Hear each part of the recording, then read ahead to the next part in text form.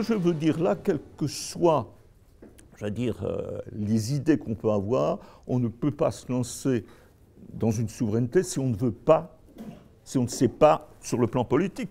Qu'est-ce qu'on veut en faire? Alors bien sûr, il y a chez les GAFAM ce qu'on appelle l'évangélisme digital, la Macintosh OS, ça a été inventé par Guy Kawasaki, j'arrive jamais à prononcer le nom, en 83 avec le second, convaincre, séduire, rallier à sa cause. Ça fait un peu Mussolini, credere, obbediere, combattiere, ça fait un peu la même chose, mais ce sont des slogans et c'est avec ça que ça marche. Donc on crée un discours de religiosité qui vise à construire un nouveau monde étranger aux contraintes, le libertarianisme, etc. Il y a effectivement cette idéologie qui est présente aux États-Unis, celle de la Silicon Valley, etc. On peut chercher plus loin dans le langage d'un certain nombre des dirigeants, leurs philosophes.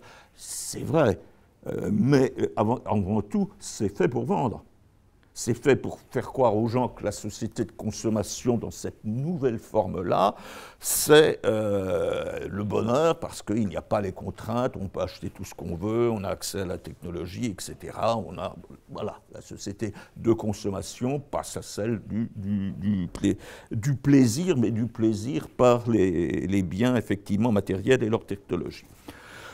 En revanche, seul un certain nombre passent de ce que j'appelle faire simplifier, libertarianisme ou une certaine forme de néolibéralisme au post-humanisme. Je ne dis pas au transhumanisme, mais au post-humanisme.